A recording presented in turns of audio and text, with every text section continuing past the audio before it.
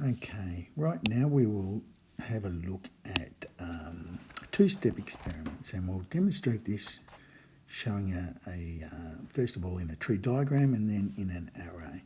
Okay, so if we look at tossing a coin, there are two equal outcomes. We could have head, we could have tail.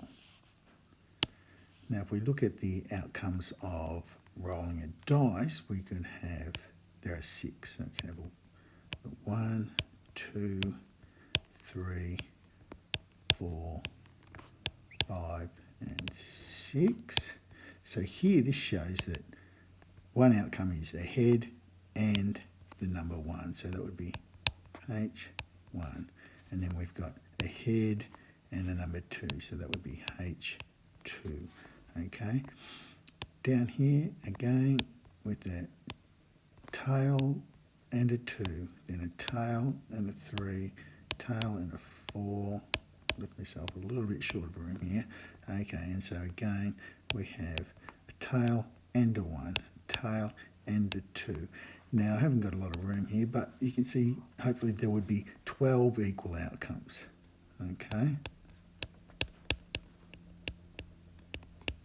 We can demonstrate these again in an array, exactly the same sort of way. So if we put a head or a tail as the two outcomes for tossing a coin, and the 6 numbers on the dice as the outcomes for rolling the dice. So here this would be a head and a 1, a head and a 2, head and a 3, head and a 4, head and a 5, head and a 6, tail and a 1, tail and a 2, tail and a 3, tail and a 4, tail and a 5, tail and a 6.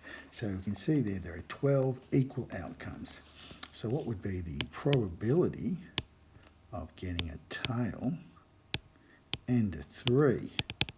And we can see from observation that there is only one outcome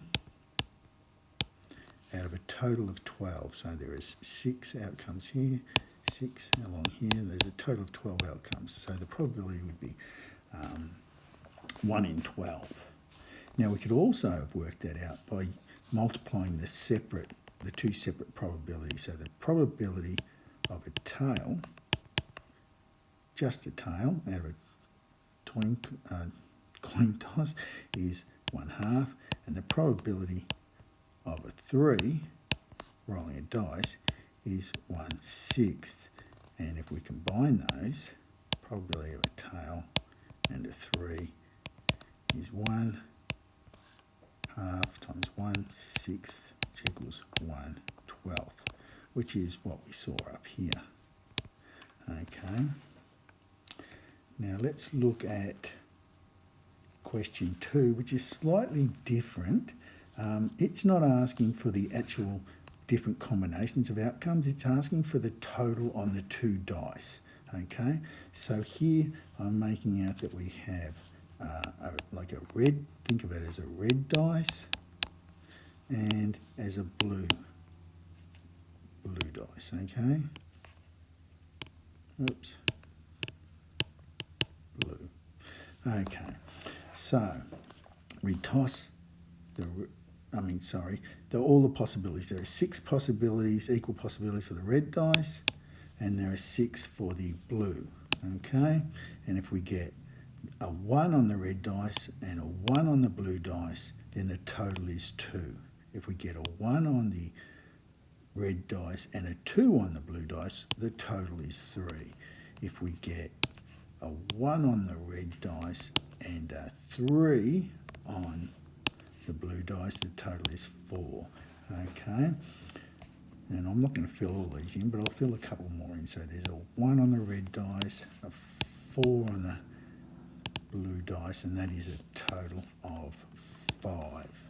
Up here we would go a 2 on the red dice, a 1 on the blue dice, and the total is 3. It's a little bit messy. Now you need to fill that table in yourself. You don't have to put these bits in, just the totals in green. Okay. Then it asks what is the probability of rolling a 5 in total, not a number 5, the total 5. Okay, and I'll give you a little bit of a heads up. This, you'll soon see this forms a bit of a pattern here. Okay, so here we would have, in this box we would have a 2 and a 2, and that makes a 4. I should have been using green. Here we've got a 3 and a 2. I'm just going to put the totals in now. That's a 5. We've got a 4 and a 2. That makes a 6, etc. We've got 3 and 1 here, so that makes a 4. We've got a 3 and a 2 in this box, so that makes a 5. Okay, we'll go up here now. We've got a 4 with the red, 4 with the red, 1 with the blue dice, and that makes a total of 5. Now I'll give you a bit of a heads up. You can see a total there. There are 4 combinations of 5, okay? So 4 out of, now there are 6 this way, 6 outcomes this way. That's a total of 36 outcomes.